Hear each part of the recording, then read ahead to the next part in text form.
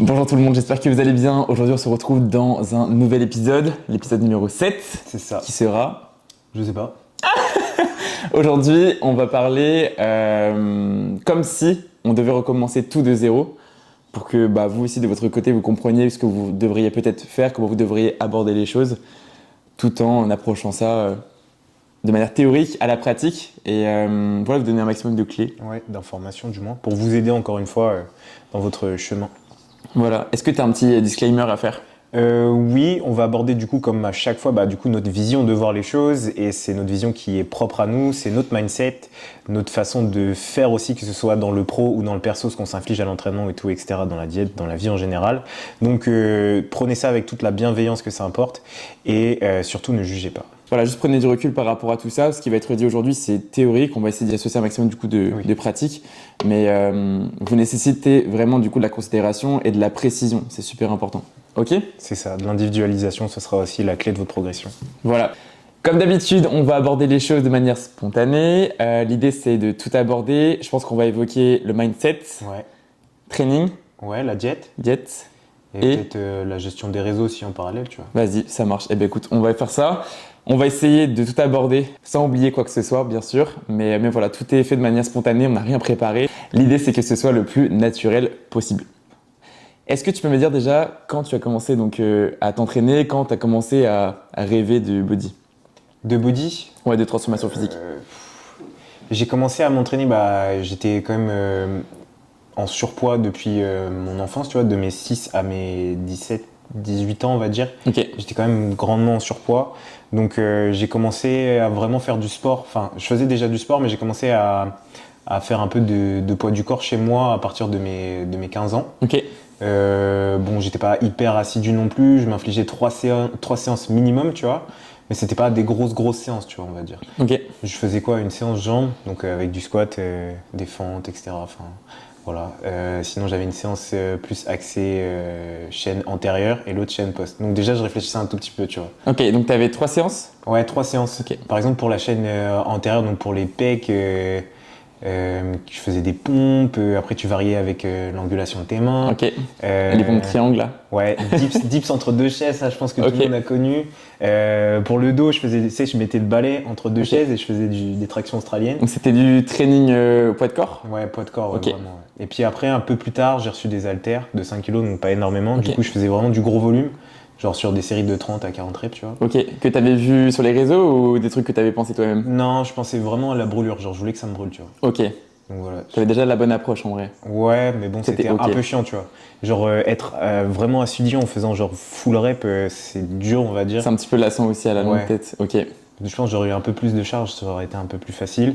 Et j'ai vraiment commencé à aller à la salle à partir de fin de mes 17 ans, début 18 ans. Et ma première salle, du coup, c'est la salle dans laquelle Ok. je m'entraîne aujourd'hui, qui est RBC. RBC. Voilà. Et du coup, sinon, ma vraie approche body, ça a été quand je t'ai contacté toi il y a maintenant 2 ans et demi. Ok. 2 ans et demi, 3 ans. Et est-ce que du coup tu as un tournant dans ta façon de t'entraîner ? Est-ce que j'ai eu un tournoi? Ouais. Est-ce que tu as commencé la musculation, c'était cool, tu progressais bien, et à un moment tu t'es dit est-ce que je ferais pas les choses différemment jusqu'à arriver au physique que tu as aujourd'hui ? Je pense que le tournant, ça a été un peu mon arc power, on va dire, parce Ok. que j'ai dû vraiment me tabasser pour aller chercher des perfs, tu vois. Mhm. Donc c'est là où j'ai commencé à vraiment faire un all-in sur une seule discipline et me dire faut vraiment que je progresse et surtout me dire que ça va prendre du temps, tu vois, de construire un gros total et tout, etc. Ouais. Il n'a pas duré hyper longtemps cet arc-là, mais en tout cas, c'était vraiment la première approche de me dire j'ai un entraînement établi, tu vois, Mhm. et il faut que je progresse dessus et adhérer le plus possible à cet entraînement et puis surtout avoir tout ce qu'il y a à côté, donc récupération, diète, etc. Ok. qui arrive, tu vois. Ok. Mais après, ouais, ça a vraiment pris tout son sens quand j'ai débuté avec toi, on va dire, parce que là, j'avais vraiment genre tout de clean, tu vois. Ok. Genre que ce soit dans tous les fichiers que tu as pu me partager ou même ne serait-ce que genre dans le plan d'entraînement, genre il y avait juste à poser son cerveau et à suivre ce qui était écrit. Et... Incre. L'aspect diète, qu'est-ce qui s'est passé ? Est-ce que du coup tu avais toujours une diète clean ? Est-ce que tu étais un petit peu dans des diètes compliquées ? Est-ce que tu avais vraiment une approche qui était saine ? Est-ce que c'était des fois très clean et d'un coup ça devenait un petit peu n'importe quoi ? D'un point de vue diète, je pense que en vrai, non, j'ai surtout eu des phases où genre je me disais là je me bute et tout, etc. Tu vois. Mhm. On va dire qu'arrivé à mes 18 ans, c'est là où j'ai commencé à avoir mes abdos, tu vois, donc je m'étais buté. Mais après, je m'étais lassé, tu vois, parce que je mangeais tous les jours la même chose, ça me saoulait. Ouais.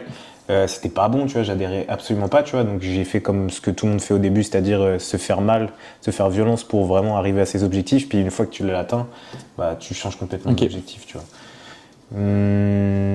Mais ouais, j'ai plus toujours été comme ça, donc une phase où vraiment je me butais, une phase où je redescendais un Ok. peu, tu vois.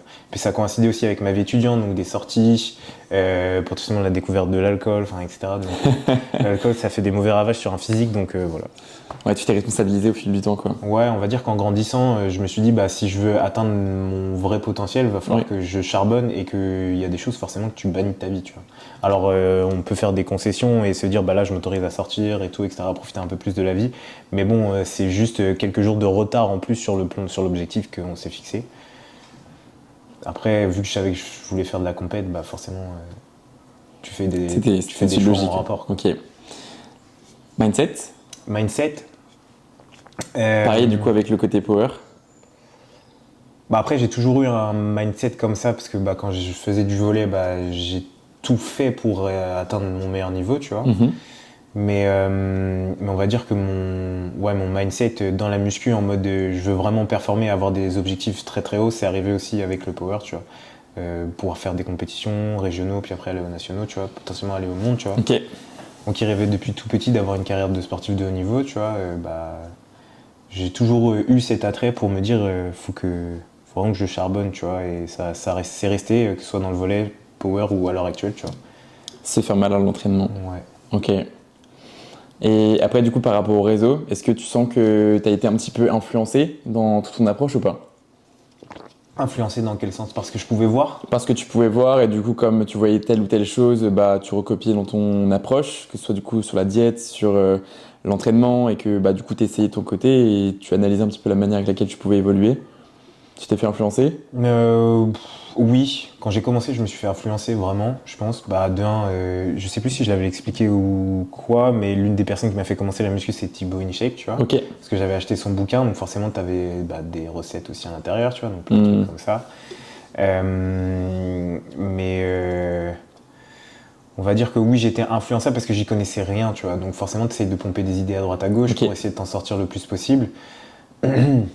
Après, vu que je suis rentré dans des études spécialisées dans le monde du sport et que mon attrait pour la muscu est devenu assez rapidement, tu fais très vite le tri entre ce qui Ouais. peut être vrai, Ok. en tout cas ce qui te paraît toi bien, tu vois, et ce qui te paraît utile, Ok. et d'autres trucs où tu vois, tu sais, tout et son contraire, et tu dis bon bah ça en fait, tu sais plus qui croire, donc tu te bases juste sur des faits réels, Ok. et tu vois que ça marche sur certains, tu te dis bah peut-être que ça va marcher sur moi. Ok. Et t'as pas eu, tu sais, ce dilemme de, ok, ça marchait chez lui, ça marchait chez lui, qu'est-ce que je fais?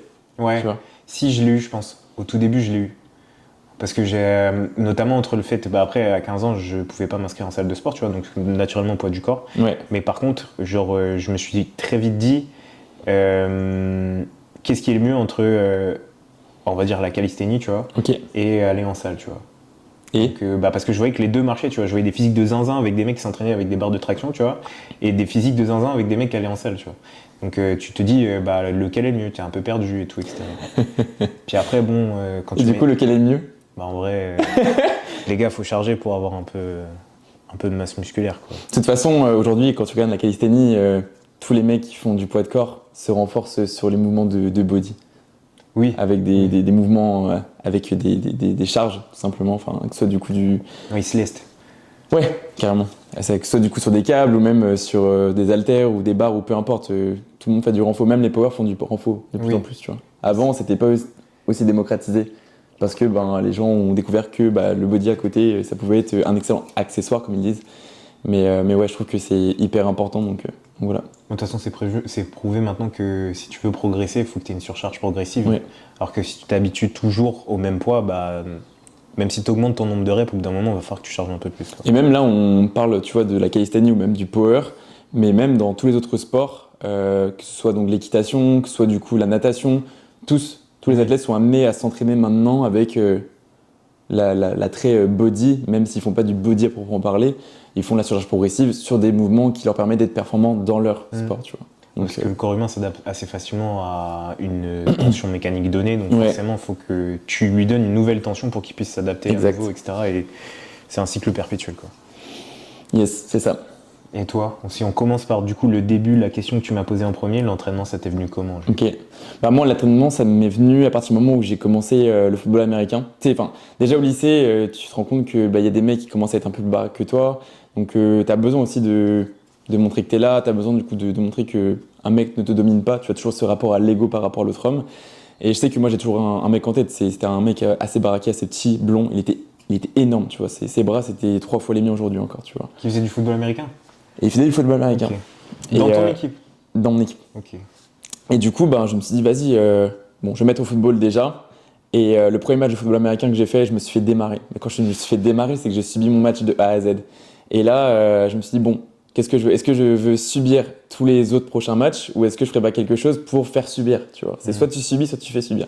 Et je me suis dit, non, la question se réfléchit même plus. Mais quand je te dis, je me suis fait découper, c'est que je me suis fait découper. Première action, je respirais plus. Tu vois, je m'étais vraiment pris un gros taquet dans le flanc et franchement, respiration coupée, c'était pas drôle du tout. Et voilà, du coup, gros déclic, le football. Je me suis dit, je fais du football, donc je dois me renforcer à côté, être plus solide sur le haut du corps et plus rapide sur le bas du corps. Donc c'était un peu un objectif athlétique. Ouais. Donc c'est vraiment à mes 18 ans que j'ai commencé le body, mais en amont, tu sais, je faisais toujours un peu de poids du corps à la maison, des pompes, etc. Mais tu t'en lasses vite. Tu Ouais. vois. Donc moi, la phase de transition que j'ai eue quand j'étais assez gros, du collège au lycée, donc de mes 12 ans jusqu'à mes 18 ans, ça s'est fait majoritairement grâce à la diète et grâce à la natation que j'avais du coup avec l'école et que je faisais du coup en parallèle. Mais voilà, du coup, pour revenir à la musculation, ça m'est arrivé du coup à mes 18 ans, j'ai fait tout et n'importe quoi. Et moi, je me suis vraiment fait influencer sur les réseaux du coup avec Essan, Ouais. NFC, Simon Panda, Ouais. Ulysses, bref, des gros noms du feed game si on peut dire.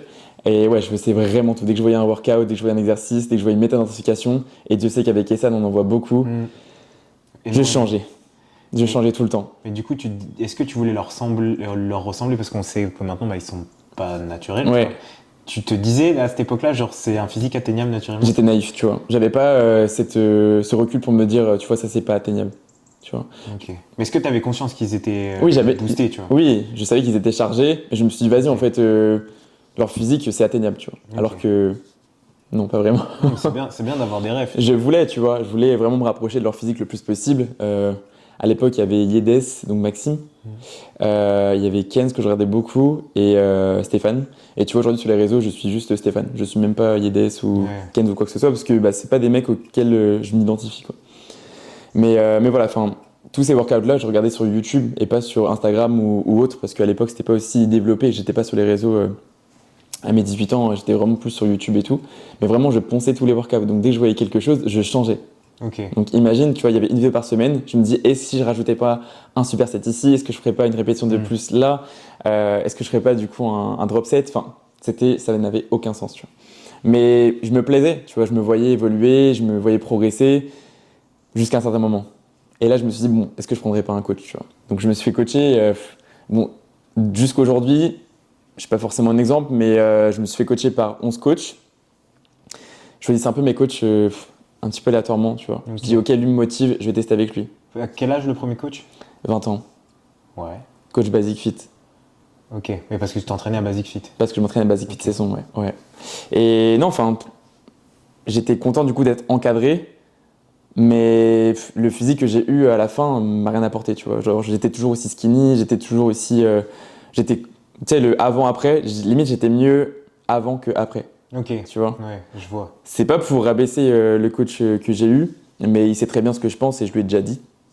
Tous les coachs Basic Fit ne sont pas comme ça, étant donné que bon, j'ai dit que c'est un coach Basic Fit, donc n'y voyez aucune attaque ici. Le but c'est juste de dire que j'avais un coach Basic Fit sans juste pour pour autant le identifier. nommer. Ouais, c'est ça. Je voulais pas le nommer ou quoi que ce soit, pas pour lui porter atteinte directe, parce que ça sert pas à grand chose.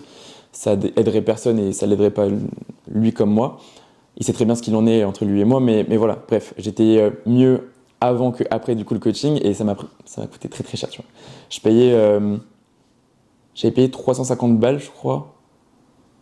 Je sais plus si c'était pour 1 mois ou 1 mois et demi. Je crois que c'était pour 1 mois. Et du coup, j'avais pris 3 mois. J'étais étudiant. Ah ouais. Ouais. Donc la majorité de tes sous partaient là-dedans, quoi. Exactement. Ok, et il t'a fait faire quoi, genre au début, une prise de masse? Ben, en fait, j'avais un programme dit sèche, tu vois, mais j'étais déjà sec. Ok. Donc j'avais des longues reps à faire, du 3x15, du 4x12. J'avais du squat en lourd. Le squat en lourd, vraiment, je subissais ma barre, j'avais jamais l'amplitude, etc. En plus, tu continues ta sèche. Ouais. Et après, du coup, j'avais fini ma sèche, on avait fait du coup les photos. Et après, du coup, je voulais prendre de la masse. Et bon, là, pareil, du coup, j'ai un programme 10 prises de masse. Mais voilà, c'est très générique, quoi. J'avais toujours 3x15, 3x12, 4x8, 3x5. Mais c'était quand, tu vois, je regarde la manière, du coup, de concevoir le plan que j'avais et celle que, du coup, moi, je conçois aujourd'hui, ça n'a rien à voir, tu vois. Et je vois, tu sais, la partie un petit peu old school de la new school. Ouais, parce que c'était les croyances de l'époque, Ouais. de te faire travailler. Il avait genre 40 ans, entre 40 et 45 ans. Je sais très bien que c'était un coach de l'IRSS, un formateur de l'IRSS à l'époque. Ouais, tu vois. je vois très bien qui c'est. C'est vrai ? Oui. Ok. Tu dis pas le nom. Hein. Mais voilà, du coup, j'avais pas forcément du coup de bouche à oreille de ce coach-là, mais je me suis dit, vas-y, je vais lui faire confiance. C'est un coach qui est dans ma salle, donc je teste, tu vois. Bon, au final, c'était pas la bonne pioche. Là, du coup, je suis avec AJ. Et plus ça va, en fait, plus tu accumules du coup de façon de faire. Et tu vois ce qui fonctionne pas. Et du coup, toi, après, tu peux le restituer aussi dans. Oui, et plus toi aussi, tu te connais, du coup, tu peux mieux communiquer sur tes sensations à ton coach aussi. Exactement. De toute façon, plus tu es dans le process, plus tu dures, plus tu testes des choses, en toute logique, et plus tu sais à quoi tu réponds, quoi. Ok, du coup, on a fini d'aborder ta partie entraînement. Est-ce que tu peux, du coup, apporter plus de précision? Comment est-ce que tu as abordé le côté diète dans un premier temps et l'évolution au fur et à mesure du temps? Côté diète, quand j'étais dans ma transition de surpoids à sec, j'ai jamais calculé mes calories. Ok. C'est-à-dire que je mangeais toujours les mêmes aliments, mais j'étais toujours sur une vision intuitive. Tu mangeais toujours les mêmes aliments, mais tu savais pas quelle quantité tu avais, tu vois. Exactement. Ok. Voilà. Par contre, je faisais beaucoup de sport. J'avais la natation, j'avais le football et j'allais à la musculation. Tu vois, donc ça faisait vraiment pas mal de dépenses. Je savais pas combien de pas j'avais. Je sais que je courais beaucoup avec le football et la natation, ça aide énormément à cramer. Mais voilà, tout était sur une approche intuitive. Après, quand j'ai commencé la musculation, je pesais donc 68 kilos sec, du coup, sec avec vraiment les abdos bien définis. Par contre, le bas du corps était très très skinny, mais vraiment, c'était un enfer. Et là, du coup, je me suis dit, bon, là, il faut prendre de la masse, en corrélation du coup du football. Donc, j'ai commencé à manger, et je mangeais des choses saines, mais sur des quantités un petit peu démesurées. Donc, j'ai commencé à accumuler des problèmes digestifs, le transit, la digestion du coup compliquée, et pas mal du coup de rétention d'eau. Et c'est là où tu vois que manger c'est bien, mais manger en quantité raisonnable, c'est important, tu vois. Donc c'est là, à partir de ce moment-là, j'ai commencé du coup à calculer mes calories. Et c'est à partir de ce moment-là, du coup, j'ai commencé à prendre mon coach, tu vois, mon coach de Basic Fit. Ok. Et lui, j'avais un PDF. Donc là, tu vois, c'est là où j'ai commencé à tiquer, c'est que j'avais un PDF Sur avec. la diète. Ouais, sur la diète. Même sur l'entraînement, j'avais un PDF. Et du coup, il m'avait donné des quantités. Ça, tu manges ça, tant de ça, tant de ça, tant de ça. Et c'était bon. Ouais, c'était diète stricte, tu vois. Diète stricte que j'ai suivi. Vraiment, j'étais en accord avec ça. Et vraiment, ça m'allait, tu vois, parce que ça m'apportait beaucoup de cadre, beaucoup du coup de routine. Et dedans, je me sentais vraiment bien. J'avais pas du coup besoin de me poser des questions. Quand je faisais les courses, ça allait très très rapide. Donc je pesais et tout, je faisais mes trucs. Après, du coup, après ce coaching-là, j'avais peut-être une perte de sens un petit peu. Je voulais toujours progresser, mais au vu du coup que j'étais mieux avant mon après, ça m'a un peu calmé dans ma hype. Et j'ai pris du coup mon autre coaching avec du coup le coach à ma salle. Ça s'est bien passé, mais c'est vrai que il m'a dit bon, voilà tes calories, mais je voulais plus être dans une stratégie stricte. Je me suis dit écoute, juste viens, je fonctionne différemment. Et là, j'ai fait une diète flexible, mais dirty bulk, tu vois. Vraiment, Ok. je me suis enquillé des fast-food, je me suis enquillé des T'as profité, quoi. Ouais, tu vois, toute la frustration du coup de ma diète stricte. Comme j'étais pas récompensé de ma diète stricte, je me suis dit en fait on va tester la diète flexible parce que à ce moment-là c'était vraiment le courant, tu vois, c'était vraiment la mode diète flexible. Et du coup j'ai commencé à acheter des e-books avec des burgers etc. Et je cuisinais des trucs très très fat, tu vois. Ok. Et je grossissais, je prenais du poids sur la balance. Donc moi je me dis quoi? Je me dis si ça passe bien et tout, je me sens bien, je prends du poids. Et il y a forcément, les premiers kilos sont jamais les kilos qui vont te dire ok là tu fais fausse route. Mais c'est quand tu accumules ton plus 10, ton plus 15, t'es en mode ok, il se passe quelque chose qui est pas forcément bon. Et ouais, donc la stratégie flexible m'a eu, tu vois. Je me suis dit bon, il s'est passé quelque chose là, j'aurais jamais dû. Et tu te dis que tu prends du poids, donc c'est du bon poids, tu vois. Mais t'arrives jamais à te dire si c'est du bon poids. Au début, t'as pas le recul et même tu manques toujours d'objectivité, tu te trouves jamais assez gros, jamais assez bien. Donc c'est là où ton coach doit te dire, écoute, là on fait fausse route, tu vois. C'est des choses que j'ai faites et que je referai plus. Donc ici, essayez vraiment du coup de vous inspirer de ce qui s'est passé pour essayer de sortir de vous aussi de votre déni assez tôt, quoi. Mais voilà, du coup j'ai testé la diète stricte, ça m'a plu, mais une certaine limite frustrante quand même à la fin quand t'es pas récompensé. Et après la diète flexible m'a eu, quoi. Et aujourd'hui je suis en diète vraiment stricte à fond, quoi. Ok. Là, Strict mais flexible. Strict. Ok, oui. Parce que du coup j'ai instauré des aliments que j'aime, que je tolère, mais sur des quantités qui sont assez variables dépendant donc de mon jour on-off et dépendant du coup du timing de la journée, selon si je m'entraîne le matin, l'après-midi ou peut-être en fin de journée, quoi, tout simplement. Aussi de la phase dans laquelle t'es, si t'es prise de masse. Ouais, exactement. Pour gérer du coup le volume alimentaire, gérer ma faim et puis voilà, quoi. Sachant que j'ai aussi testé le jeûne intermittent. Toi, tu as testé un petit peu ou pas? Ouais, un petit peu, ouais. Ok, et t'avais aimé? J'avais essayé parce que je me levais tard. Enfin, Ok. je me levais tard. J'arrivais pas à manger le matin au début. Et après, aussi tout simplement parce que je me disais que mon repas du midi était quand même assez tôt, entre 11h45 et midi. Ouais. Donc je pouvais tanker le fait de me lever à 8-9h et de pas manger jusqu'à... Ok, donc t'avais que 3 petites heures à attendre, quoi. Ouais, mais je mets pas trop, tu vois. Ok. Genre, je trouve que moi, ça a eu un désavantage sur mon physique, tu vois. Tu te trouvais plus plat? Ouais, plus plat, surtout dans ma journée pas assez réveillée, de manière générale. Ok. Et Manque de je sais pas, productivité. j'ai l'impression de faire plus de flotte et de fat avec, Ok. en ne prenant pas de petit-déj qu'en prenant un, tu vois. Ok. Tu prenais du café le matin? Ouais, Ouais, hein, ok, ça marche. j'ai commencé très tôt le café. À l'âge de 2 ans, c'est... Quoi? Dans le biberon? Non. Je rigole. Ok. Non, j'ai dû commencer à 15-16 ans, je pense. Ok. Voilà, contrairement à l'alcool où j'ai commencé à 6 ans. Et après, du côté mindset, moi, ça m'est venu assez tôt. C'est avec le football américain, en fait. Vraiment, j'ai appris tout à ce moment-là. Le football américain, c'est vraiment l'esprit de l'armée. Et t'es dans la merde, mais vous êtes tous dans la merde. C'est-à-dire que dès qu'il y en a un qui faisait une connerie, tous ensemble, quoi. Et c'est vraiment de là que j'ai appris le fait que t'es dans la merde et il n'y a que toi et toi seul qui dois t'en tirer. Mais derrière ta propre personne, il y a toute une équipe qui compte sur toi. Tu vois. Et c'est grâce à ça aujourd'hui, tu vois, que j'en suis là. Tu vois. Des frères d'armes, quoi. C'est un peu utopique, mais voilà, l'idée, elle est celle-ci, quoi. C'est vraiment, t'es dans la merde, mais bon, apprécie d'être dans la merde, parce qu'après, ça va t'apprendre tellement de choses et t'es pas seul, tu vois. Et à l'image du fait que si t'es pas exemplaire, tout le monde va subir derrière toi. Donc voilà, vraiment, pour moi, c'était la plus belle expérience et la plus belle école à laquelle j'ai pu être éduqué, je trouve. Ok, et comment est-ce que tu as réussi à transposer ça, du coup, dans le monde du body après? Comment est-ce que, du coup, le mindset du football américain t'a permis... Enfin, comment est-ce que tu as transposé ce mindset dans le body Ouais, c'est vrai, parce que tu sais, au football, on est une équipe, on était 52, et c'est vrai que au body, on est tout seul. C'est pas la même chose, tu vois. Enfin, c'est vrai que c'est un sport de solitaire, mais avec l'équipe, j'ai vite repris et retrouvé du coup ce goût de l'équipe, et c'est trop cool. Mais entre-temps, il s'est passé 5 ans, et c'est vrai que partager des séances avec des gens, ça t'apporte énormément de choses. Et je dirais qu'au début, tu vois, le fait d'y aller seul, c'était cool, mais c'était assez éphémère. Et le fait du coup de partager des séances assez régulièrement, que ce soit avec mon petit frère ou des amis ou des gens du coup que je croisais à la salle, c'est ça qui m'a peut-être tenu en haleine, tu vois. Et c'est peut-être grâce à ça que j'en suis là aujourd'hui. Parce que j'ai pris le goût au fait de partager. Et c'est pour ça que tu vois, aujourd'hui, je kiffe ça, tu vois. Dès que je peux faire une séance avec quelqu'un, je le fais. Bah oui, même coacher et tout. Ouais. Mais après, c'est. Et tout, Ouais. T'as du partage aussi dedans, donc c'est pour ça que je pense que tu le fais aussi assez régulièrement. Après, c'est assez à double tranchant parce que quand je fais une séance partagée, j'ai soit le choix du coup de sortir de ma prog et faire la prog de l'athlète en compte, ou alors du coup soit l'athlète suit ma prog, mais du coup lui dans sa progression il est un petit peu biaisé.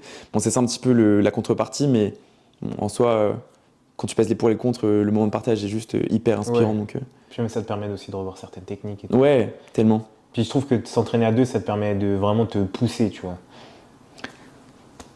Si et seulement si la personne est dans le même délire, tu vois. Parce que combien de fois tu fais des séances avec une personne et t'es en mode oh, ça va être long. Ouais. Ça m'est arrivé, moi. Mais tu vois, nous par exemple, on fait des séances ensemble, c'est long parce que on bavarde beaucoup, on fait des bêtises, tu vois, on chamaille et tout, etc. Mais par contre, dès qu'on est dans la série, genre, si on voit qu'il y a du rire, tu vois, genre, on se tape, tu vois. Oui, bien sûr. Parce que du coup, on a la même façon de faire. Mais c'est vrai que quand tu démarres au départ, t'as toujours des gens qui sont un petit peu là en séance d'essai, un petit peu en découverte.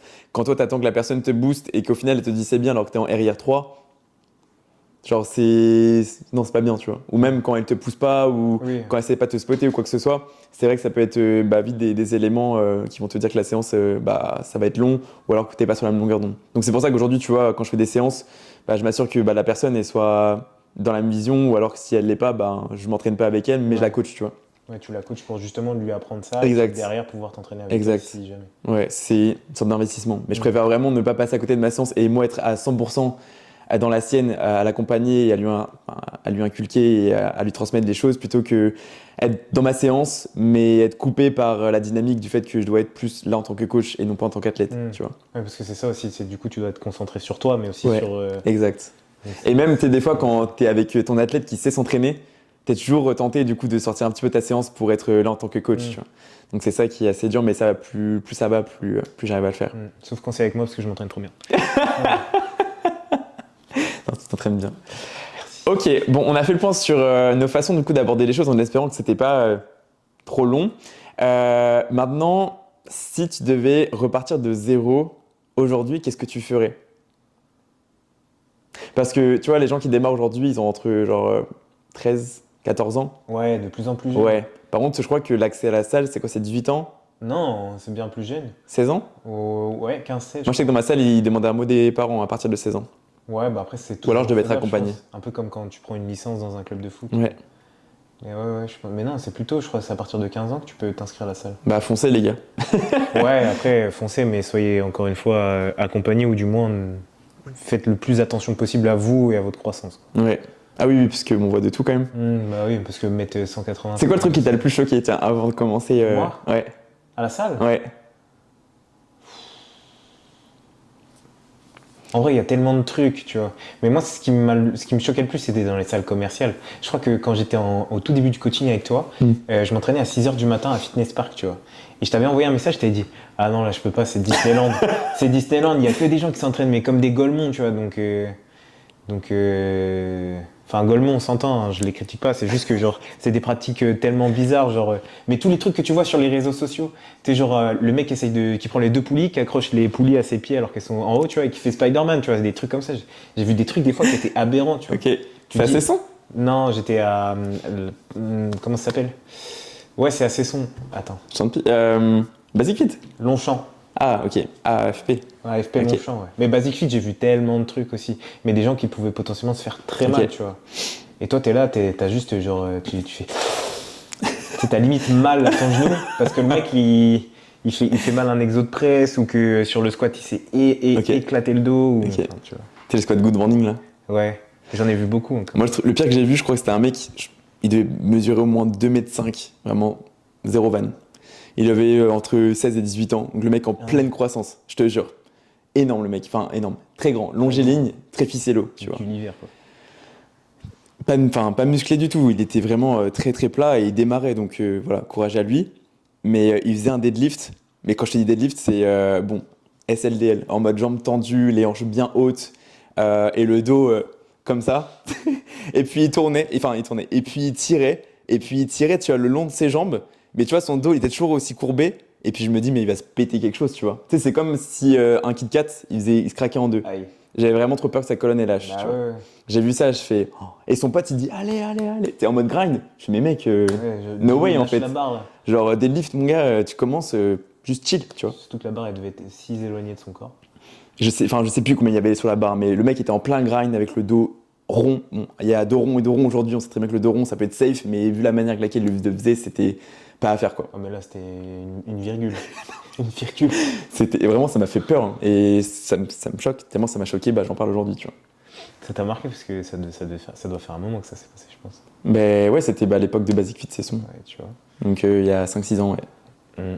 On en voit des trucs choquants, mais s'il vous plaît, genre renseignez-vous et tout, faites les efforts de pas vous blesser vous en tant que pratiquant, même si on respecte le choix que vous voulez faire ça en autodidacte et de votre propre chef, mais juste soyez hyper attentifs à vos sensations et surtout genre éduquez-vous un maximum parce que vous jouez avec votre corps et ça peut potentiellement avoir des gros dégâts si vous faites les choses de la mauvaise manière. Bon, on y revient. Qu'est-ce que tu ferais si tu devais repartir de zéro? Alors moi je pense que dans la vie toute bonne chose arrive parce qu'il y a une raison que ça arrive, du coup je pense que je referais tout pareil. Le mec borné, t'es le mec qui stagne et puis il dit ça. Non, non, en vrai, je pense pas. Je pense que s'il y a déjà une chose sur laquelle je prendrais en maturité, c'est déjà de me faire accompagner le plus tôt possible, tu vois. Ok, Et de définir surtout un objectif le plus tôt possible. Ok. Objectif qui peut être évolutif dans le temps, mais du coup, de choisir un objectif et d'être accompagné en fonction de cet objectif, tu vois. ok. Dans les objectifs, est-ce que du coup tu peux les énumérer en ce qui concerne du coup la transformation physique?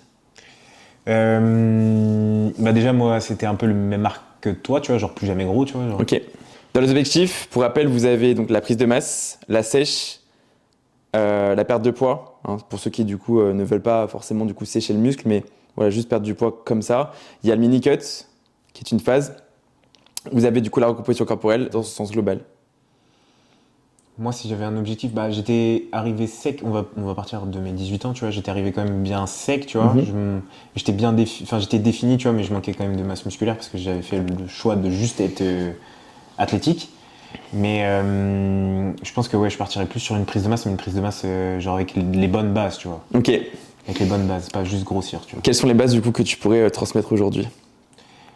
Bah, comme j'ai dit déjà, d'être accompagné, Ok. tu vois, et surtout d'avoir un plan établi. Le plus important, d'avoir un plan établi avec bah, un objectif calorique et un objectif de macro aussi. Ok. Et surtout pouvoir me dire que j'ai le droit de manger plus ou moins ce que je veux, être flexible, tout en ayant un plan bien établi, tu vois. Pour Ok. pouvoir tenir dans le temps, parce que c'est ce qui a été quand même ma plus grande faiblesse, comme j'ai dit tout à l'heure, c'est que j'avais des cycles, tu vois, genre je pouvais me la buter pendant 2 mois, j'étais content, Ouais. puis après perte d'attrait, et c'était genre la dégringolade, tu vois. Ok. Essayez du coup de vous créer une roadmap, ça peut être pas mal. Du coup, c'est un document, un Excel ou même une feuille de route, hein, si vous voulez. Essayez du coup d'avoir cet outil qui vous permettra du coup de temporaliser vos objectifs, que ce soit du coup sur votre prise de masse ou votre perte de poids. Mettez-vous des objectifs par semaine et avancez de manière hebdomadaire, mensuelle et annuelle, ce qui vous aidera juste à avoir une dynamique et puis ce qui vous aidera donc à mettre du sens sur votre progression, tu vois. C'est vrai que c'est quelque chose, tu vois, que j'ai longtemps laissé de côté en tant que coach pour mes coachés, parce que, tu sais, j'avais trop peur que ce soit une source de pression, tu vois, pour eux, de se dire que, bon, à telle date, on est globalement sur une sèche, à telle date, sur une prise de masse, et sur la période que l'on a, on doit perdre tant de poids ou prendre tant de poids, tu vois. Et tu vois, je me dis que ça mettait beaucoup de pression, mais avec du recul, bah, plus je la propose et plus c'est quelque chose qui vient justement donc motiver et sensibiliser la personne à ce qu'on fait, plutôt que ben, à l'apeurer, tu vois. Ouais, parce que du coup, ils se disent ils ont une échéance, tu vois. Ouais, ça donne un but, ça donne du sens. Ouais. Ouais. Et toi, du coup, je crois que je te l'ai pas proposé dès le départ, hein, Non, tu me l'as mise à partir de ta mon prépa. premier cut. Dans premier cut, yes. Premier cut, tu m'as dit cette date-là, faut qu'on ait fini ton cut. Ouais, pour repartir du coup. Et après, ouais. Et après, vu qu'on avait déjà parlé de la prépa pour WNBF, bah, c'était dans la suite logique, donc cut. Mais tu vois, ton cut, il est arrivé au bout de 1 an de collab. Ouais. Donc ça veut dire que pendant 1 an, j'avais pas mis de roadmap, tu vois. Non, mais parce qu'on s'était dit que fallait que je. Pour moi, c'était clair dans ma tu tête. vois, ouais. J'avais du coup mon timing dans ma tête, mais c'est vrai qu'officiellement, t'avais pas de roadmap. Non, tu m'avais pas dit. Et est-ce que tu te sentais mieux avec ou sans? Encore une fois, je vais faire le mec matrixé, mais je me posais zéro question, genre Ok. juste je faisais confiance. Ok. Mais après, c'est bien parce que ça a marché et pour Val, ça a marché, il n'y a pas de souci. Mais je sais très bien que pour des gens, ça peut être hyper rassurant d'avoir ce cadre bien défini, bien strict, parce que bah, s'il n'y a pas cette visibilité sur le court moyen long terme, pour eux, c'est juste hyper frustrant, quoi. Et c'est vrai qu'ils vont vite se détacher du plan. Non, mais oui, je suis d'accord. Bah, dans tous les cas, genre, ça peut être à double tranchant, c'est pour ça que je pense que c'est bien de le demander, de le proposer, Ouais, mais ne pas l'imposer, du moins. il a tout dit. Ensuite, deuxième conseil, qu'est-ce que tu ferais? Qu'est-ce que je ferais? De ne pas écouter toutes les influences qui peuvent y avoir de tout, tu vois. Ouais, Genre, bon, je vais pas critiquer tout ce qu'on peut voir, tu vois, mais par exemple, bon, on entend plein de conneries, système fluide et tout, etc. Genre, des conneries aberrantes, tu vois. Mais, et encore une fois, si jamais vous avez envie de m'attraper, bah, je vous mets au défi. Mais genre, d'avoir le truc le plus individualisé pour moi possible, tu vois. Je pense, le truc que je me dirais, c'est genre, creuse-toi le crâne, outre le fait d'être accompagné, creuse-toi le crâne, tu vois, fais des efforts et recherche genre comment est-ce que t'es monté, tu vois, comment est-ce que t'es anatomiquement fait et essaye de chercher ce qui toi peut te plus le correspondre en termes d'exercice, tout ça, quels sont tes points forts, tes points faibles, Oui. et après essaye de du coup toi te construire une routine qui te correspond à toi et pas essayer de se dire bah ça marche pour lui, il a des gros pecs avec ça donc je vais Ouais. faire ça, tu vois. Ouais. C'est vrai que bah, y a beaucoup cette tentation du coup de faire comme les autres par facilité.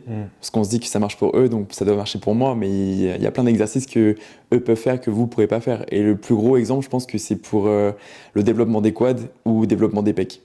Ouais, bah c'est ce que les gens tapent le plus sur internet, je pense. Ou même développement du dos. Moi, je pense que ce qui doit être le plus tapé sur internet, c'est comment avoir des gros pecs. Pour les penses mecs, et comment avoir un gros cul pour les meufs. Je pense que t'as pas tort. T'as dit prendre un coach et t'as dit quoi d'autre? De me renseigner le plus possible sur ce que moi je suis anatomiquement pour Ok. pouvoir individualiser le tout. Je pense que à côté de ça, quand vous démarrez, c'est important de prendre des photos.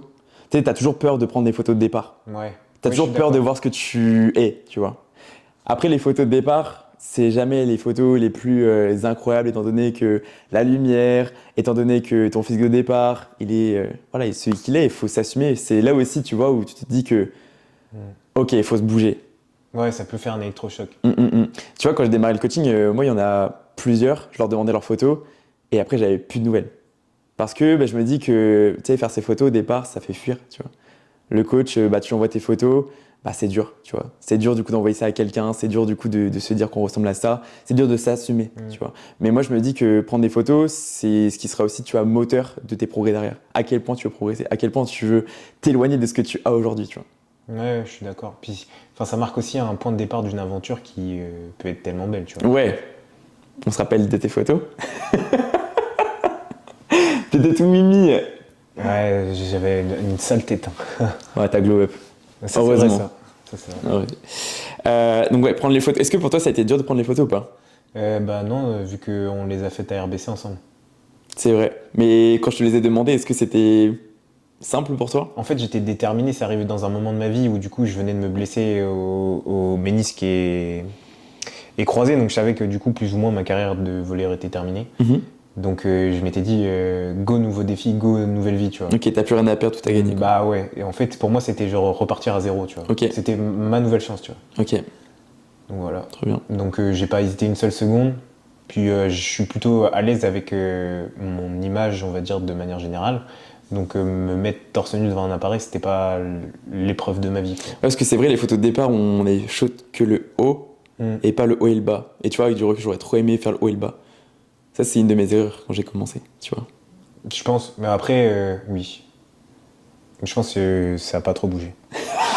C'est pas heureusement que Non, je rigole. En vrai, Heureusement que ouais. si. Mais ouais, on aurait pu, en vrai, carrément. Je pense que... Mais c'est juste, on a fait ça un peu dans la fougue et dans la hype. Mais c'est vrai que ça, pour beaucoup, tu vois, j'étais en mode, viens, on shot que le haut. Alors que, bah non, on shot le haut et le bas. Sachant que là où est-ce que je t'attends le plus, c'est pas sur tes séances haut du corps, hein. Oui. C'est vraiment sur les séances bas du corps. Et c'est là où est-ce qu'on charbonne de zinzin. Mais surtout, ça aurait pu être intéressant parce que du coup, c'est encore un cas à part, tu vois. Là, tu pars d'une réathlétisation quand Ouais. même, tu vois. Ouais. Ensuite, Euh, un conseil ou une manière de faire que enfin, une façon de faire que t'as fait et au final, du coup, tu t'aurais fait différemment. Bah, on va toujours rester dans le même thème de repartir de zéro. Je pense que s'il y a bien un truc que je changerais pas, c'est mon mindset.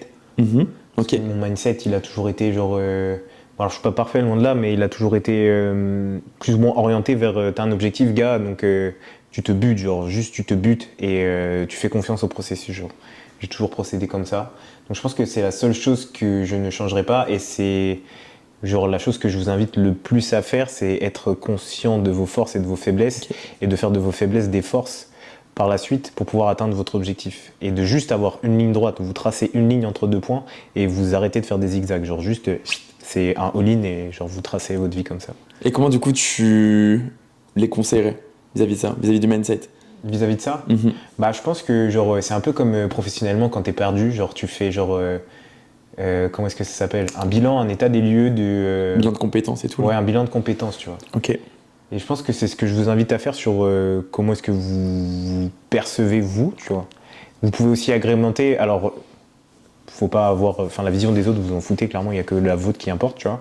Mais vous pouvez agrémenter aussi avec comment est-ce que les autres vous voient, s'il y a des points qui corrèlent entre eux, mais vraiment faire un bilan de compétences sur ce que vous êtes, vos valeurs, vos principes, vos qualités, vos défauts, vos forces, vos faiblesses, comme j'ai dit, et ensuite de juste tracer une ligne, quoi, se définir un objectif et se dire celui-là, cet objectif, j'y tiens tellement fort, je veux tellement être comme ça peut ne pas être que dans le sport d'ailleurs, que je n'ai pas d'autre choix que de réussir. Voilà. Encore une fois, après, faut être prêt, quoi. Faut être prêt à dédier genre une grosse partie de sa vie à ça. Et peu importe le temps que ça prendra, faut que vous soyez aussi conscient que ça peut prendre énormément de temps. Bah, je mets tout en place sur cette durée-là pour y arriver. Parce qu'il y a beaucoup de personnes, tu vois, qui veulent, mais très peu font. Ou dans les très peu qui le font, très peu tiennent sur le long terme, tu vois. Qu'est-ce qui fait qu'une personne tient sur du long terme ou non? Les actes. Je pense que si tu commences, Oui. bah, y en a beaucoup qui, tu vas me dire, il y en a beaucoup qui commencent mais qui arrêtent au fur et à mesure, tu vois. Mais je pense que déjà, rien que le fait de commencer, c'est un commencement, tu vois. Parce que même si bah, nous, on l'a fait aussi, tu vois. On a commencé, on a arrêté, on a commencé, on a arrêté. Mais au bout d'un moment, on a commencé et on s'est jamais arrêté. Oui, tu oui, vois. bien sûr, ouais. Donc, rien que le fait déjà de commencer, c'est déjà une grande étape, je pense. Parce que tu vois, je communiquais avec un coach là-dessus et il me dit ouais putain mais mes clients en fait ils démarrent tous, ils sont là, ils démarrent, mais ils ont pas l'envie, tu vois. Ils ont l'envie que quand je suis là. Et c'est-à-dire que le restant du temps, bah ça fait des écarts, ou ça s'entraîne aléatoirement, tu vois, ou ça s'investit à moitié. Et qu'est-ce qui fait que toi, genre pour toi une personne, elle a la mentalité et qu'elle va réussir? Tu vois ce que je veux dire ou pas? Parce que tu sais, démarrer un coaching en soi, Oui. tout le monde peut démarrer un coaching, tout le monde peut faire son virement, tu vois. Et tout le monde peut durer peut-être un mois, 2 mois, 3 mois. Enfin, pas tout le monde, je vous le dis, pas tout le monde. Pour vous dire une anecdote, c'était un coaching qui démarrait. Et bon, le gars m'appelle et tout, il me disait qu'il a une envie débordante de progresser parce qu'il se sent plus bien dans sa peau, parce que par rapport à sa copine, c'était important pour lui de gagner en masse musculaire, parce que c'est voilà, son ego et sa confiance en lui, c'était trop important pour lui. Bah, tu vois. déjà, ça commence mal. Ouais, la raison venait du coup de sa copine majoritairement, mais c'était pas pour lui, tu vois, qu'il le faisait. Et là, il me fait un virement, mais pour l'année. Pour l'année. Donc, Ce qui est une somme conséquente quand même. voilà. Et en fait, il démarre, il fait une journée, et le lendemain, du coup, je reçois un message, oui, est-ce que tu peux me rembourser? Tu vois? Donc, faire le virement, c'est très simple, mais derrière, est-ce que vraiment vous y tenez réellement au point de tenir une semaine, 2 semaines, ou même un mois, 2 mois, 3 mois, etc., ne plus jamais vous arrêter, tu vois? Qu'est-ce qui fait ça? Pour moi, du coup, il y a une grande part d'éducation, et quand bien même, du coup, tes parents n'ont pas inculqué, du coup, la valeur du travail, tu vois, c'est de ta responsabilité aujourd'hui de te réveiller, tu vois, dans ce monde qui est bah, celui qu'il est. Tu vois, le travail, la difficulté de la France d'aujourd'hui, la difficulté de la vie d'aujourd'hui, tu vois. De te responsabiliser du moins. Exact, de plus être dépendant du coup des autres et de te dire que bah, en fait ton bien-être c'est toi et toi seul qui en est responsable et bah, si tu veux en fait te sentir mieux, bah, juste respecte tes ambitions en fait, tu vois. Oui, je suis totalement d'accord. Et moi déjà je conçois pas comment est-ce qu'on peut payer un abonnement à la salle et le laisser dormir, tu vois. La perte d'argent, c'est énorme, tu vois. L'argent, c'est peut-être la chose avec le temps, enfin après le temps du coup, après laquelle on court le plus, tu vois. Mais reste, c'est une question de déclic, tu vois. Notamment avec la conjoncture actuelle, tu vois, où on est quand même dans des situations où il y a de l'inflation, de la crise et on se plaint continuellement de ne pas avoir assez et de trop dépenser. Comment est-ce que tu peux te dire, je vais lâcher 30 balles pendant un an, parce que c'est souvent avec engagement, et me dire genre je vais perdre genre 3000 euros, tu vois. Plus, 3600. Vous avez 4 heures. Vous avez 4 heures. Et je suis d'accord avec toi, je pense que ça part des valeurs, de ton éducation, de ce que tes parents t'ont impliqué aussi, mais je pense que ça vient aussi beaucoup de ton passé sportif, tu vois. Parce que, outre tes parents, genre le fait de faire soit un sport co, soit un sport à compétition, tu vois, de manière générale, ça te donne la dalle et toujours envie d'aller chercher plus, tu vois. Le sport, de manière générale, il inculque tellement de choses. Ouais. Donc, essayez du coup de vous rapprocher d'un sport collectif si vous n'avez pas forcément confiance en vous. Parce que dans le collectif, forcément, ça va vous aider à vous ouvrir et puis à exploiter pleinement vos capacités parce que le collectif va vous pousser vers le meilleur jusqu'à ce que vous puissiez prétendre à un sport peut-être plus solitaire.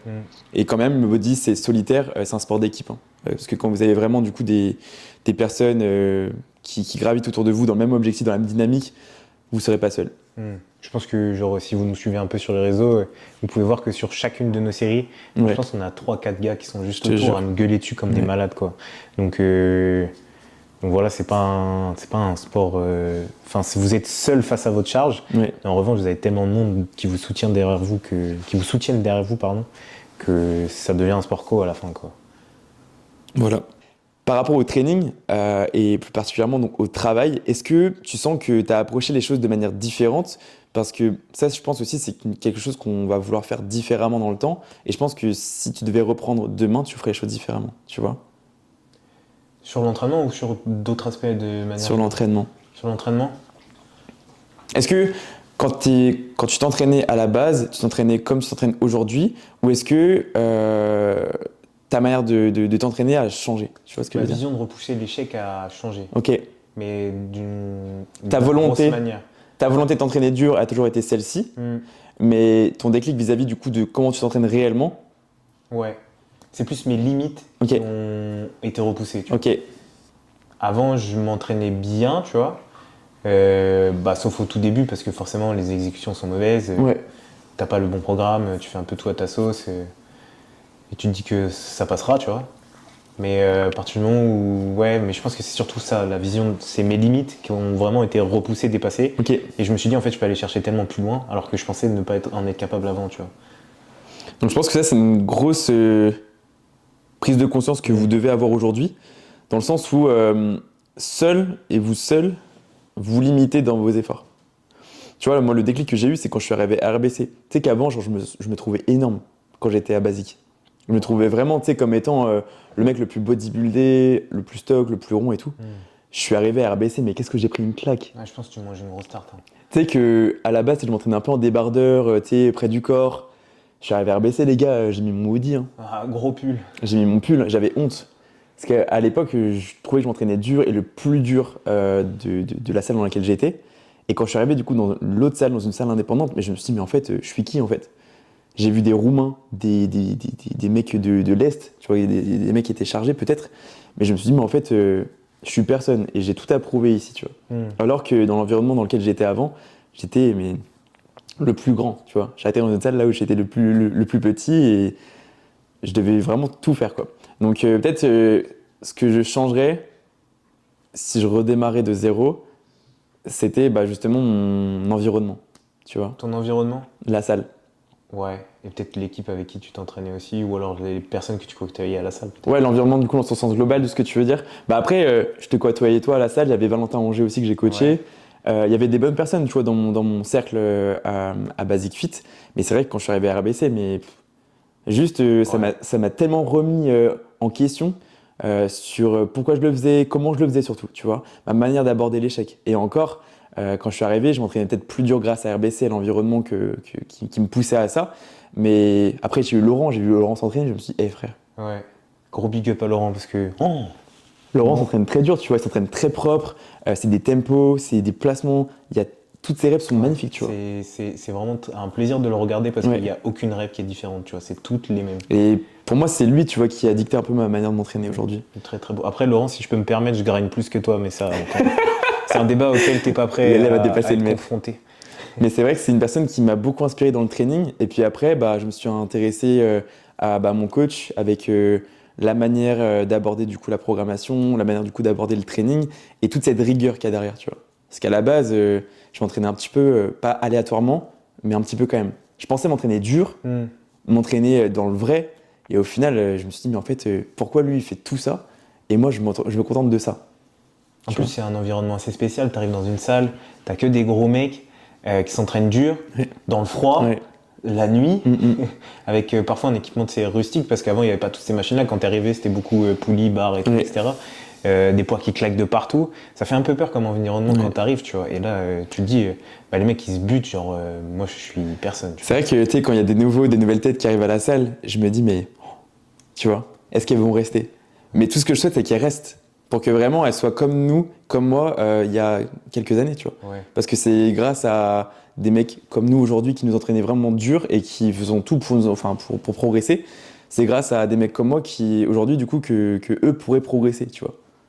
Sans prendre le melon ou quoi que ce soit, mais sachez que quand moi je suis arrivé à RBC, je me suis inspiré des gens qui s'y entraînaient. Donc c'est ça, tu vois, que j'aimerais trop. Et au final, mais au final, tu vois, quand on voit si elles restent ou pas, c'est des têtes qu'on voit pas souvent, quoi. Parce que des poids qui claquent, parce qu'on crie, parce que. Bon, on essaie du coup de rester quand même les plus discrets possibles, mais c'est vrai que voilà, quand t'es sous une presse, je suis désolé, mais ça part, tu vois. Il y a des exercices où ça part de. T'as besoin, tu vois. Et t'as besoin d'expulser vraiment pour pouvoir finir cette rep qui est genre juste longue, tu vois. Que tu pensais ne jamais avoir. Et ouais, je pense que du coup, ça peut faire peur à certains. De toute façon, on le voit quand il y a des écoles ou quoi et qu'on commence à un peu à hausser le ton, tu vois, à monter dans les décibels, ça se retourne direct. C'est limite la peur, tu vois. Mais en fait, c'est un peu dans les mentalités. C'est pourquoi il est différent, tu vois. En mode, quand tu t'entraînes, t'as pas besoin de crier autant. Je suis désolé, quand tu vas dans les salles en Angleterre, il y a un mec qui grind, il crie en fait. Et c'est normal là-bas. En France, c'est mal vu, tu vois. C'est pour ça que dans les jeunes qui sont à l'école aujourd'hui, on va pas citer les noms, etc. Mais c'est vrai que quand tu grindes, il y a souvent du coup des personnes, et c'est toujours les mêmes, hein, qui se retournent et qui se disent ah pourquoi il fait ça, il est si différent, pourquoi il fait le mec différent, pourquoi il fait le mec, etc. Alors que non mec, juste on s'entraîne. Essaie de toi t'entraîner comme nous on le fait, essaie de vraiment te donner pour ton objectif et après on parlera, tu vois. C'est pas hautain, mais vraiment si la personne elle veut progresser, elle aura pas le choix de s'entraîner comme nous tôt ou tard. Donc juste regarde comment on fait, essaye toi de ton côté, vois si tu fais mieux, tant mieux si tu fais mieux, mais juste remercie-nous de te montrer ça parce que c'est peut-être ton déclic aujourd'hui, tu vois. Puis après, encore une fois, libre à toi de vouloir le faire ou pas. Ouais. Mais te plains pas après. De toute façon, j'ai envie de te dire que nous, les physiques parlent, les chiffres parlent, les photos parlent. Donc, au pire des cas, t'es pas content, coach tes élèves avec la manière que tu le souhaites. Mais je serais pas étonné que la manière de faire soit similaire à celle que j'ai aujourd'hui, celle qu'on a aujourd'hui, parce qu'elle fonctionne, tu vois. Je suis totalement d'accord. Mais d'ailleurs, je pourrais te montrer ça, tu vois. Aujourd'hui, j'ai publié un TikTok. On va enlever le son parce que ici, tu vois, et il a percé, percé dans toute sa mesure. Tu vois, comparé à tout ce que je fais habituellement. Ok. Où je mets ça. Enfin, je pense que tu l'as vu. Ok. Tu n'es pas prêt à te faire mal. Si tu n'es pas prêt à te faire mal, tu ne progresseras pas, tu vois. Ok. Et après, je dis, t'es pas prêt pour ce débat. Ouais. Regarde les commentaires que j'ai reçus. Ok. Déjà, il y en a un qui soutient. Il y en a un qui soutient, mais outre ça, se faire mal, mais pousser notre corps à l'échec, oui, ça ne sert à rien de surcharger, juste mon avis. Le conseil de merde, non, c'est dans la douleur que tu travailles le plus. Si dès que t'as mal un peu, tu stoppes, tu auras moins de résultats en un an. Il y a courbature et blessure, enfin... Tu vois, t'entends un peu de tout, alors qu'en soi, la base du message, c'est juste si t'es pas prêt à t'entraîner très très dur, genre tu progresseras jamais, juste t'es pas prêt à l'entendre encore actuellement, tu vois. Mais ça, c'est pas forcément de leur faute.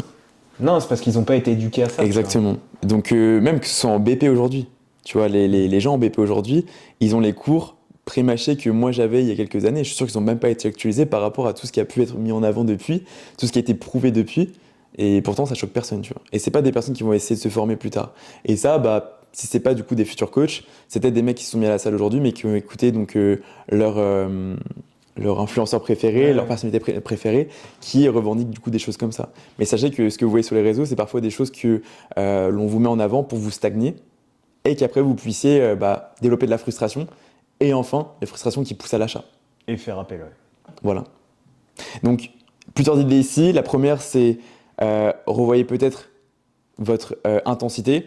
Moi, c'est ce que je ferais aujourd'hui si je devais redémarrer de zéro. M'assurer que je sois vraiment, mais vraiment, vraiment, vraiment dans l'intensité que je dois mettre pour prétendre à progresser.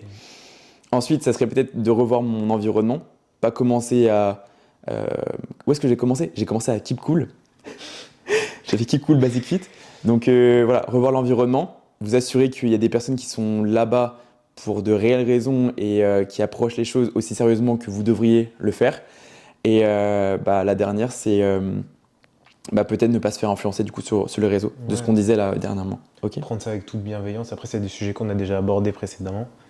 Ouais, un petit peu. Mais vraiment, prendre ça avec toute la bienveillance que ça peut apporter et encore une fois confronter plusieurs opinions et plusieurs avis du moins. Ensuite, un autre conseil. Moi, j'en ai un en tête là. Vas-y, on t'écoute. Se filmer. Ouais. Alors, c'est très bateau, hein. C'est très bateau, c'est très mal vu. Je sais que j'ai vu récemment les Twins reposter quelque chose sur Instagram, je crois, depuis Threads, je crois, où une personne se plaignait de dire je savais pas qu'on était à Bollywood parce qu'il y avait genre 5-6 trépieds devant elle. C'est les Twins qui ont dit ça ? Ouais. Non, c'est les Twins qui ont repost quelqu'un qui se plaignait de ça. Okay. En mode, il y avait trop de trépieds à la salle, etc. Si vous voulez progresser, je vous le dis tout de suite, filmez-vous. C'est l'un des outils les plus importants pour la progression, je pense. Que ce soit pour vous-même ou pour un coach d'ailleurs. En fait, ça peut paraître comme m'as-tu vu, comme ça peut mal être perçu. Enfin, vraiment, il y a tellement du coup de choses autour de tout ça. Je pense déjà l'un des premiers avantages, c'est que genre tu peux être focus sur ta série sans avoir besoin à compter ton nombre de reps. Et même analyser du coup les mouvements articulaires. L'amplitude, le tempo. Ouais. Je fais bien C'est ça qui va vous aider à standardiser votre approche. C'est ça qui va vous aider à sécuriser votre surcharge progressive. C'est ça qui va vous aider à être certain que vous ne compensez pas avec un autre groupe musculaire. Comment est mon placement de hanche, comment est mon placement de genou, est-ce que ça bouge comme ça devrait bouger ou est-ce que ça bouge différemment par rapport à ce qui doit être présenté.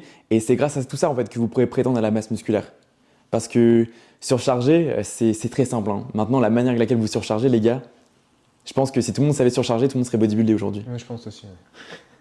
Mais c'est pas pour être hautain, hein, c'est juste pour vous faire un déclic aujourd'hui. Parce que si nous, on devait redémarrer aujourd'hui, on le ferait directement. Et c'est pas pour rien qu'on se filme.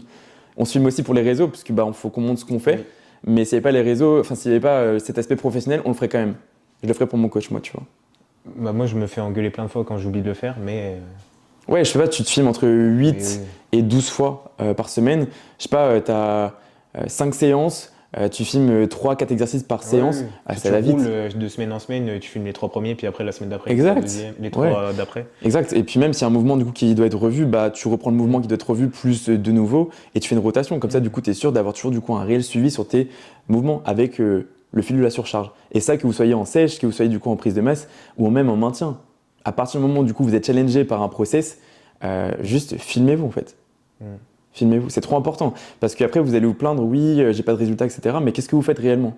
Okay. Est-ce que vous avez réellement du coup votre surcharge à votre coach? Est-ce qu'il a vraiment une visibilité dessus? Est-ce que vous renseignez bien votre tableur? Est-ce que du coup vous envoyez régulièrement vos vidéos? Est-ce que vous envoyez régulièrement vos photos? Et si vraiment tout coïncide par rapport à une certaine prise de masse ou à une certaine sèche qualitative avec une bonne rétention musculaire, bah là vous êtes bon, tu vois. Sachant qu'on a déjà évoqué le fait que plus vous aurez de précision dans ce que vous faites, plus vous avancerez plus vite. Et notamment, se filmer pour son coach, ça lui permet de vous proposer les meilleurs feedbacks possibles pour votre progression. Dites-vous, lui, il est coach, je lui demande du coup de m'envoyer des choses. Il a de la connaissance, mais je lui demande quand même de m'envoyer des choses. Parce que forcément, de soi à soi, on n'aura jamais la précision à 100%, on n'aura jamais l'objectivité à 100%. C'est impossible. Pas la même. Moi, je suis coach et je coach depuis 3 ans. J'envoie quand même mon coach à Eiji, tu vois. Alors, je vous cache pas que des fois, au niveau de l'ego, c'est un peu chiant, mais voilà, il faut mettre ça de côté. Et puis, de toute façon, il y aura toujours des commentaires constructifs, il y aura toujours donc des préventions constructives. Et c'est ça qui vous permettra du coup de gagner en compétences, de rester éveillé par rapport. Ensuite, par rapport à l'entraînement, on a un petit peu. Ouais, parce qu'on est très passionné par ce qu'on dit. Et du coup, forcément, t'es un sujet, on amène un autre. Donc, c'est vrai que vous vous y retrouverez quand même. Et au pire des cas, la magie du montage. C'est vrai que tu vois, on cherche toujours la perfection, le plan parfait. Mais j'ai envie de te dire qu'au départ, il n'y a pas de plan parfait, tu vois. Parce que le plan parfait, tu l'auras et tu l'exploiteras à partir du moment où tu auras vraiment cette approche très millimétrée et très soucieuse de bien faire. Et en conséquence, tu auras vraiment du coup les actes qui seront à la hauteur de ta rigueur. Donc, est-ce que du coup, toi, tu pourrais un petit peu étayer un petit peu du coup ce que je viens de dire ou pas? Moi je vois ça un peu comme genre une pyramide, tu vois. Tu pars d'une base et forcément plus tu vas prendre de l'expérience, plus tu vas dégrossir et arriver à une partie un peu plus fine qui va être genre ton plan à toi bien individualisé parfaitement. Mais forcément au début il faut que tu fasses des erreurs.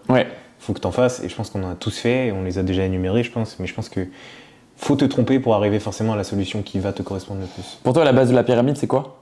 C'est pas le 4x10 déjà?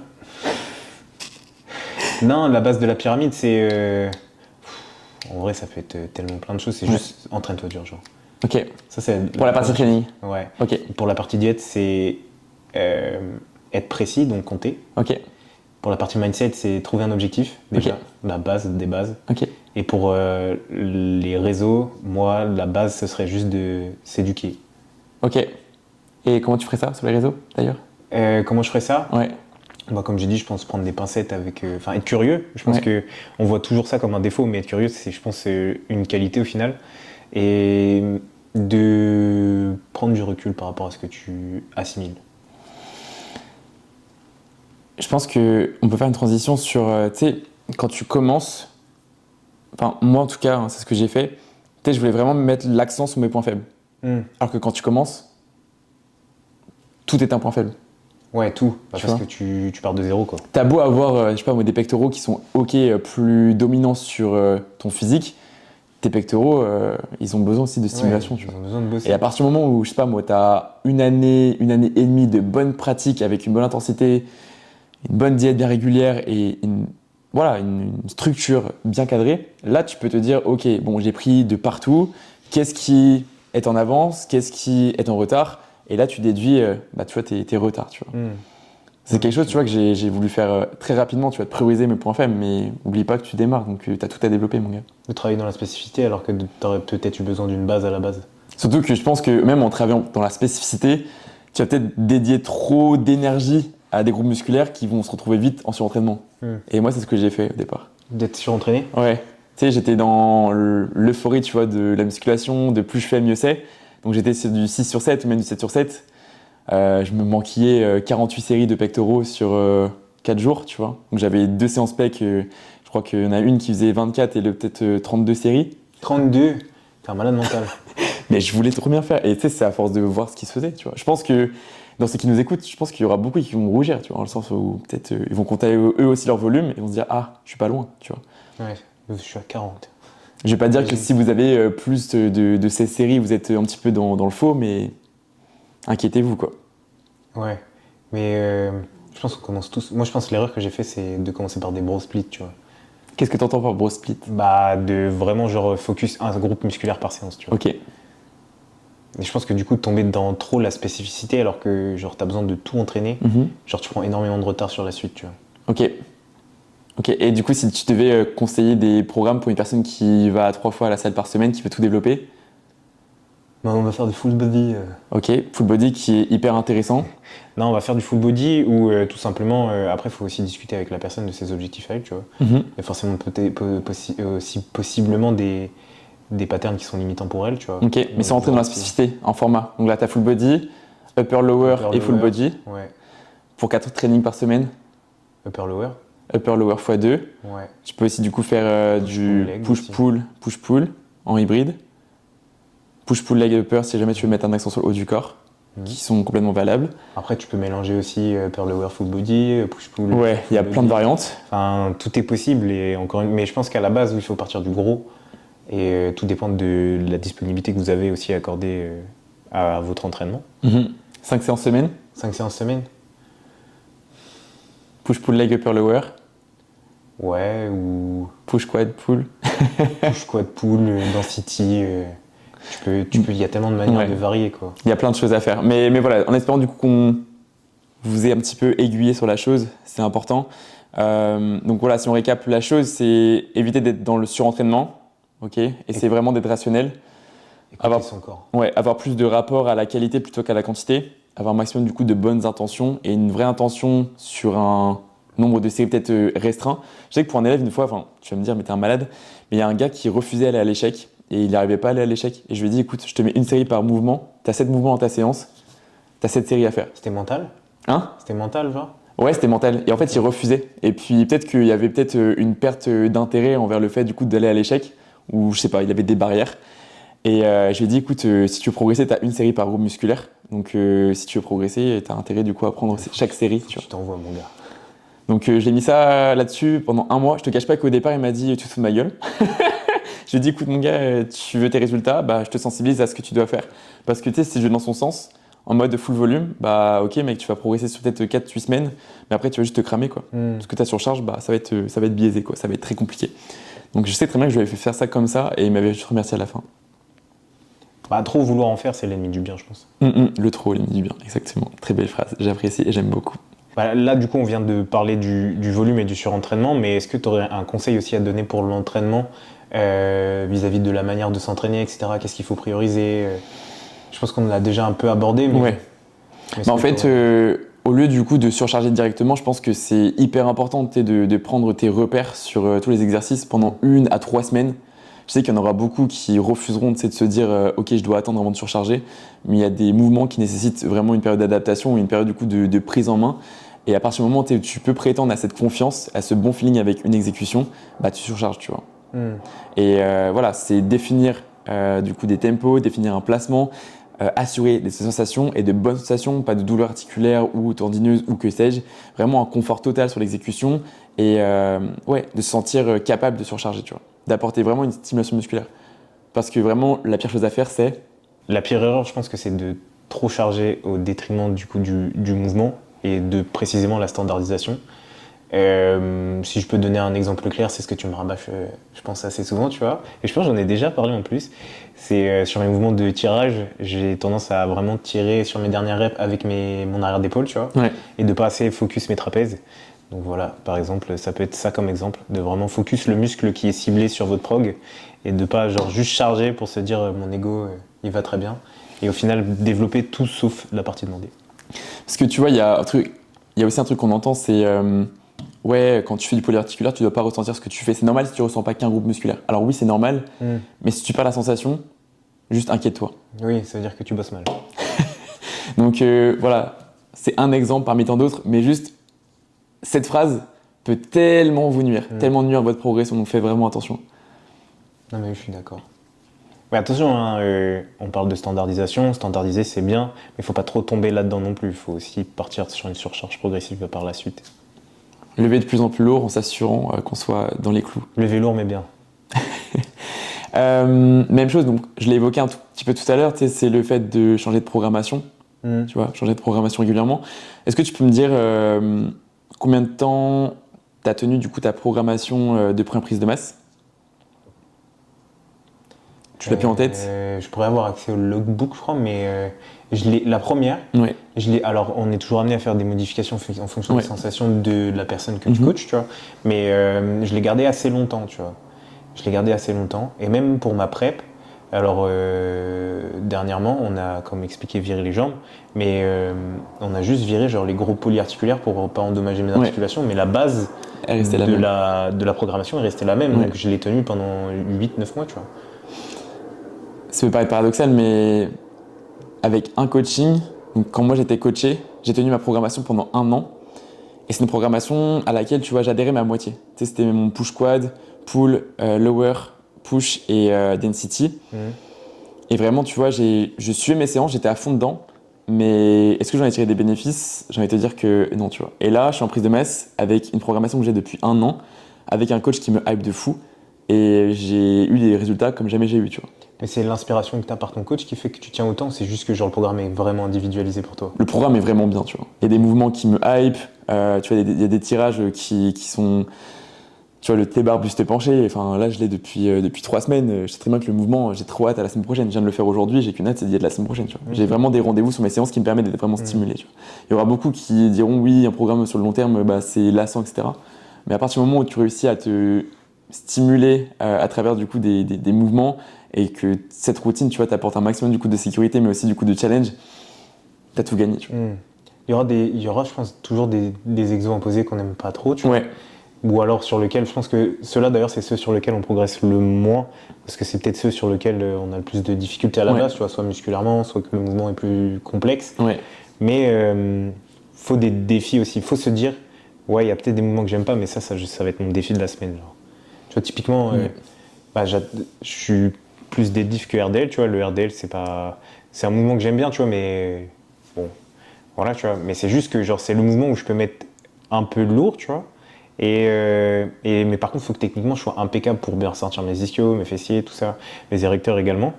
Et du coup, c'est mon rendez-vous de la semaine, tu vois. Je l'aime pas tant, mais c'est mon défi, tu vois. Et j'ai trop hâte de le faire. Tu te stimules à travers ça. Et du coup, ça devient un plaisir de le faire, tu vois, juste parce que je me challenge, tu vois. Ouais.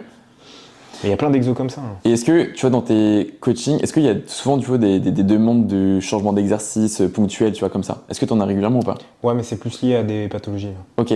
Genre des blessures qui peuvent arriver, ou etc. Tu vois, Ok. du coup, forcément, t'adaptes, parce que tu veux que... Après, bon, des fois, tu peux être confronté aussi à ce que moi, j'appelle l'hypochondriaque, tu vois. Ok. Donc là, c'est plus lié au fait que la personne a peur de se blesser sur certains mouvements et tout, etc. Donc tu peux l'accepter aussi, parce qu'il y a des mouvements qui font peur. Ouais. Et du coup, tu changes, tu vois, mais je suis pas confronté à quelqu'un qui se lasse forcément, tu vois. Ok. Parce que, tu vois, les demandes de changement sont régulières, tu vois. Vraiment, faut le dire. Je pense que même vous, de votre côté, vous êtes tenté par des changements réguliers, parce que l'exécution, ça vous saoule, parce qu'elle prend trop de temps, parce que ça fait longtemps que vous l'avez, parce que vous vous ressentez de moins en moins. Sachez que si vous ressentez de moins en moins, c'est qu'il y a forcément une surcharge qui n'est plus optimale, qui n'est plus normale, et des standards du coup à revoir. La biomécanique a changé. Mais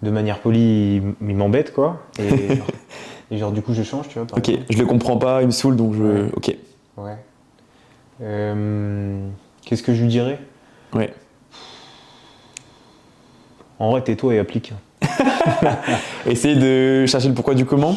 Non, en vrai, si je dois. Genre, juste écoute tes sensations, écoute-toi aussi. Genre, essaye de, genre, pas normaliser parce que c'est pas le bon terme, mais de conscientiser ce que tu ressens, tu vois. Genre, sur le moment T, sur le moment M, parce que sinon, le coach, il va me rattraper sur mon français après. Genre, écoute ce que tu ressens, tu vois. Analyse le facteur perturbateur. Ouais, Analyse la réponse que tu peux donner aussi, enfin plusieurs types de réponses, et choisis la réponse la plus rationnelle pour toi, tu vois. ok. Donc, mais je pense que la base des bases, c'est de genre s'écouter et de faire un peu un bilan aussi, là, encore une fois, d'où ça vient, Ok. enfin pourquoi, pour qui, comment. Et qu'est-ce que je fais ensuite. Faire un état des lieux en fait. Mm. Et puis après, bah, si vous avez un coach, vous communiquez avec lui. Ouais, communiquer. Cherchez pas forcément à... Parce que tu vois, bon, ça va peut-être être mal perçu dit comme ça, mais tu sais, quand on voit une programmation, il y a toujours une personne qui va te dire et pourquoi l'exercice là, et pourquoi ci, et pourquoi ça, et pourquoi ça. Bon, si je t'ai fait une programmation, c'est pour toi, c'est pour ton bien, tu vois. Je veux bien que tu cherches à savoir pourquoi, mais un exercice, et là, sa logique, comprends-le, mais ne cherche pas à... Enfin, tu vois, à essayer du coup de substituer tout, parce que en soi, la programmation, il a une logique, l'ordre, il a une logique, donc juste respecte-la, quoi. Mm. Cherche à comprendre, mais ne cherche pas à destituer et à peut-être revoir la manière de faire parce que le coach croit en sa manière de faire, donc fais confiance au coach que tu as choisi. Mm. C'est ça qu'il faut comprendre. Euh, je pense qu'il est intéressant, tu vois, enfin, j'ai retenu du coup une chose là, que j'ai vue, je crois que c'était aujourd'hui, j'avais une publication qui a pop dans mon feed, c'était si tu gères tes émotions, tu réussiras ton process. Ok. Et en vrai, pour moi, c'est pas déconnant. Non, c'est logique, ouais. Si tu gères tes émotions, tu auras ton sang-froid à la salle, tu sauras doser ton ego, tu sauras doser ta tristesse en évitant de faire n'importe quoi à la salle, tu sauras doser ta tristesse par rapport à l'alimentation aussi, tu n'auras pas une alimentation qui va être émotionnelle, tu auras peut-être un équilibre de manière générale qui te permettra du coup de mettre tout à plat, faire l'état des lieux et juste analyser ce qui va pas. Essayez du coup d'écouter le podcast qu'on a eu sur la gestion des émotions, ça vous fera écho. On va pas forcément faire de la redite, mais les émotions sont faites pour être vécues et ressenties, mais en aucun cas elles doivent prendre le dessus sur votre manière de procéder. Ouais, elles ne doivent pas vous guider. Ouais, c'est important. Donc voilà, moi si je devais faire les choses différemment, bon moi j'ai toujours eu cette facilité du coup à gérer mes émotions, mais je sais que pour beaucoup les émotions c'est un réel fléau quoi. Mm. Parce qu'il y a des personnes qui sont très sensibles et chacun est comme il est. Mais c'est vrai que bon, pour beaucoup, les émotions sont très difficiles à canaliser, à gérer. Et c'est principalement du coup la source d'abandon, la source de non-résultats. Peut-être des résultats sur le court terme, mais sur le long terme, ça tient jamais. Quoi. Ouais, de remise en question perpétuelle aussi. Ouais, exact. Ouais. Bon, je pense qu'on a fait le tour. Oui, je pense qu'on a abordé tous les sujets. N'hésitez pas, vous, à nous dire, parce que là, bah, du coup, on a vraiment abordé plein de thématiques, plein de sujets et tout, etc. Ouais. Donc, vraiment, dites-nous si c'est pas trop superflu et que vous avez réussi à garder le fil tout au long de nos discussions. Mais c'est vrai que nos échanges sont assez passionnés, donc des fois, on peut partir d'un sujet, aller sur un autre. Et c'est vrai que des fois, on est tellement dans un sujet qu'on tire peut-être un trait sur un autre. On essaie toujours de garder de la hauteur sur ce qu'on fait, du recul sur ce qu'on fait, sur ce qu'on dit. Mais c'est pas évident comme c'est spontané, donc il y a forcément des failles à nos podcasts. Donc c'est vrai que si vous avez des choses à nous dire, avec grand plaisir, on y répondra. Puis si on était parfait, on serait chiant, je pense. On espère quand même être parfait. On essaye de répondre avec toute l'entièreté dont on peut faire preuve et je pense que c'est ce qui fait notre force aussi aujourd'hui. Je pense que l'élément premier que vous devriez revoir, c'est donc... Que ça prend du temps. Ça prend du temps. Ok, donc ça, il faut l'accepter.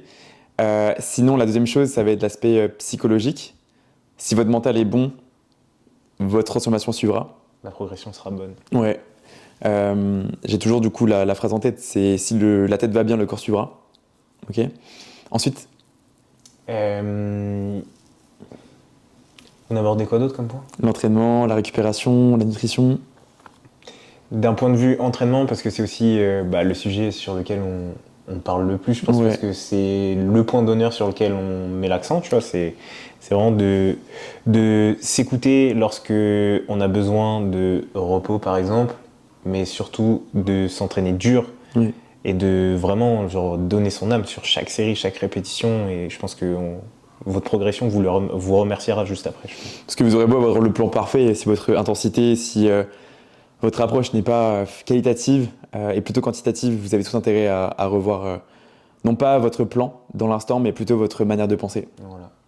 et votre manière d'agir. Ouais. Comme on a dit, standardisation et lâchez-vous sur vos séries. Genre, si vous avez besoin de crier, genre vraiment, lâchez-vous. Récupérer aussi dur que ce que vous pouvez vous entraîner.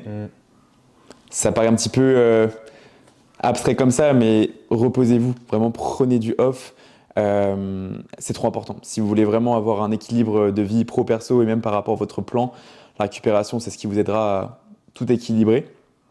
Et puis, n'hésitez pas à déconnecter de la muscu sur ces jours off. Genre, vraiment, pensez juste à vous et ce que vous avez aimé faire, d'autres sans intérêt possiblement. Ouais. Pour vraiment prendre ce jour off pour bien genre, reposer tant votre corps que votre esprit. Côté nutrition, Côté nutrition, on a abordé plein de choses aussi, mais je pense qu'on ne le dira jamais assez, mais la flexibilité sera quand même le maître mot de tous les podcasts qu'on pourra faire du côté de la diète. Ayez un plan établi, strict oui, mais flexible avec des aliments que vous pouvez tolérer dans un premier temps, qui vous font plaisir aussi, et à des quantités qui vous conviennent. trop important. Et ne négligez surtout pas vos sensations. Quelles qu'elles soient, le transit, les réactions cutanées que vous pouvez avoir, je sais pas moi, si vous êtes une femme et que vous avez vos règles d'un coup, c'est qu'il y a forcément quelque chose qui ne va pas. Donc tous les signaux de votre corps, vraiment remarquez-les. Et il y a de près ou de loin un rapport avec l'alimentation. Donc ne devenez pas vegan. Allez hop, encore une balle. Bon. Peu importe le régime que vous avez, juste entreprenez-le, mais ne laissez pas un inconfort s'installer parce que vous y perdrez au change. Ça ne vous servira aucunement sur le plan physique, physiologique et même sur le plan psychologique. Ensuite, côté émotion. Côté émotion, on l'a abordé, mais je pense que la phrase la plus forte de tout ce qu'on a pu dire, c'est de ne pas laisser vos émotions vous guider, de les conscientiser et de savoir la cause, la conséquence, et les conséquences, et de possiblement préparer genre plusieurs réponses à ces émotions. Ouais, anticiper. Ouais, apprendre à se découvrir. Réaliser la manière avec laquelle vous répondez aujourd'hui et ne soyez pas dans cette culpabilité de vous dire ouais j'ai réagi de telle manière, la honte. Juste conscientiser ça et essayer du coup de faire mieux la prochaine fois. C'est un travail de longue haleine, c'est un travail d'une vie et plutôt vous y confronterez, plutôt vous progresserez. Mais ne vous interdisez surtout pas de ressentir ces choses-là parce que les émotions c'est ce qui font que nous on est des humains et c'est ce qui nous différencie des robots et etc. Très philosophique. Très philosophique encore une fois. Donc j'espère qu'on aura fait le tour, qu'on aura répondu à toutes vos questions, que vous puissiez aussi vous imprégner de ce que nous on aurait fait si on devait reprendre de zéro, pour peut-être vous éveiller par rapport à certaines de vos pratiques aujourd'hui. Et je pense que la base des choses, c'est de prendre un coach. Voilà. Donc n'hésitez pas à nous envoyer des questions sur Insta ou peu importe où. On restera donc réactif à vos demandes. Et surtout, n'oubliez pas que peu importe les questions, il n'y a pas de questions bêtes, on y répondra avec toute la bienveillance et toute l'entièreté dont on peut faire preuve. C'était Val et Val, on vous dit ciao. à la semaine prochaine.